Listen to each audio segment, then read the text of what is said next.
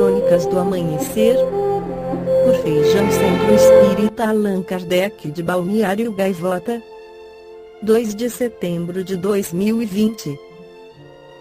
Pesquisa analisa a relação entre isolamento social e doenças mentais, parte 3.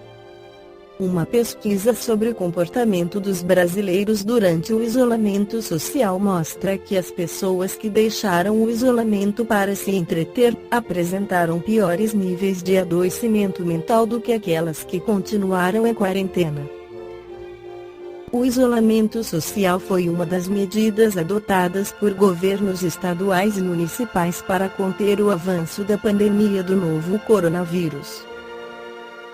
A pessoa que permaneceu em quarentena parece ter mais recursos emocionais, cognitivos, para ficar confinada, em comparação com aquelas pessoas que flexibilizaram para o entretenimento, disse o coordenador da pesquisa, professor Alberto Filgueiras, do Instituto de Psicologia da Universidade do Estado do Rio de Janeiro, UERJ. O estudo começou em março e está agora na terceira fase, de análise de dados. Os resultados da terceira fase, realizada entre os dias 20 e 25 de junho, deverão ser divulgados até o final deste mês, prevê Filgueiras. Outro dado interessante é que pessoas que precisam sair para trabalhar costumam adoecer mais, do ponto de vista mental, do que aquelas que permanecem trabalhando de casa. O advento do home office é protetivo do ponto de vista de saúde mental, comparado com pessoas que precisam sair para trabalhar, apontou Filgueiras. Motoristas de ônibus, entregadores, profissionais de saúde que estão na linha de frente, todos apresentam quadros piores de sintomas de doenças mentais, completou. Etapas participaram das duas fases anteriores do estudo, realizadas de 20 a 25 de março e de 15 a 20 de abril, 1.460 pessoas de 23 cidades de 9 estados brasileiros, que responderam a um questionário online com mais de 200 perguntas. A pesquisa é coordenada pelo professor Filgueiras, do Laboratório de Neuropsicologia Cognitiva e Esportiva Lance, em parceria com Dr. Matheus Tutis Kolemainen, do Yale New Ave Hospital, dos Estados Unidos.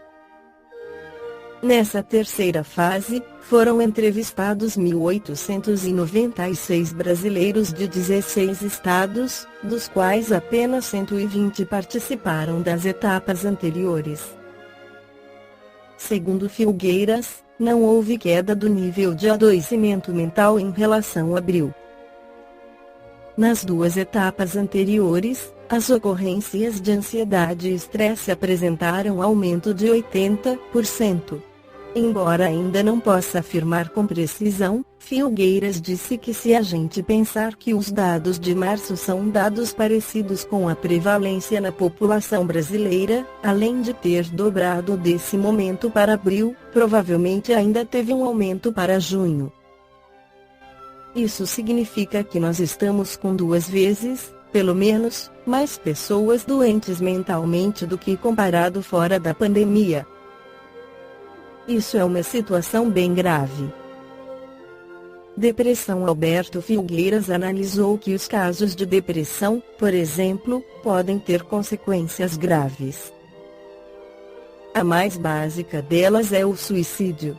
É a ocorrência mais comum nos casos de depressão agudizada, quando ela está bem evoluída, além de dificuldades de trabalhar, de lidar com situações da vida.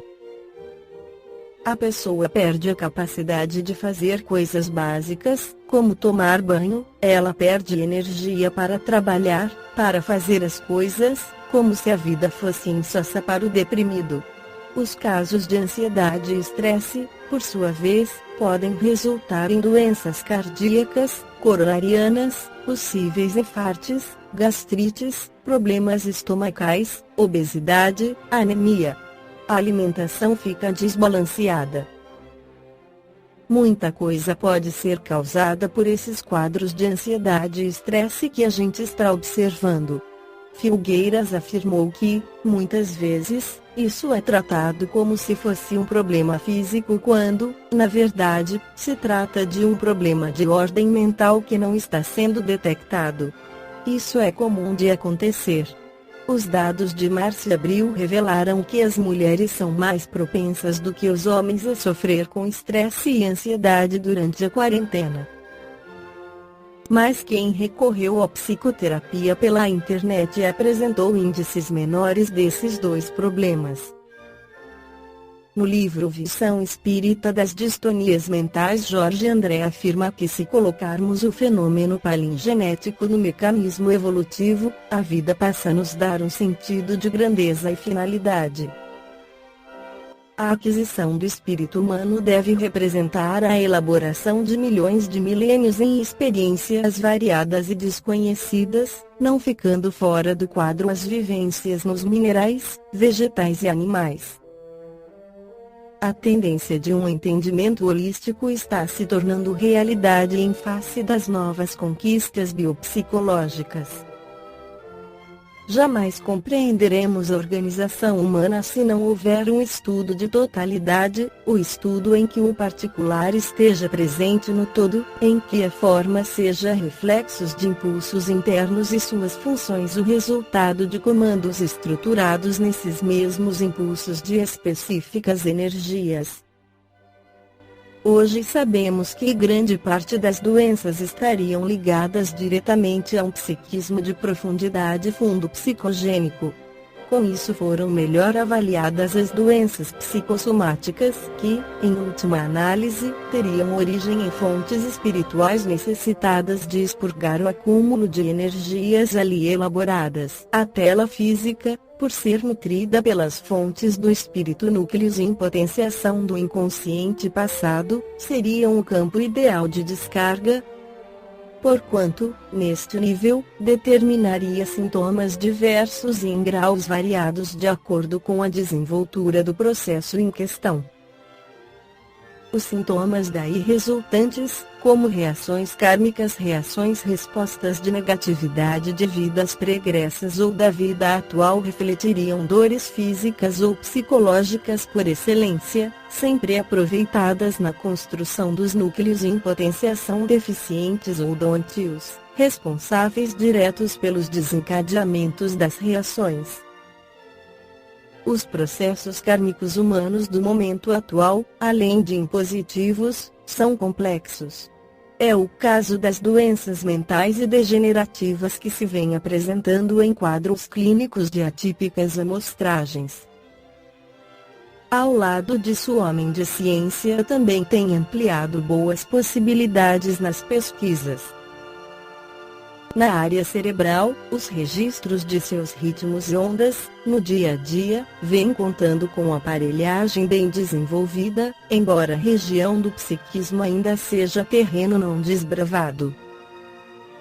A colheita dos ritmos cerebrais pelo eletroencefalograma tem fornecido algumas luzes, mas ainda estamos longe de compreender a intimidade dos processos mentais.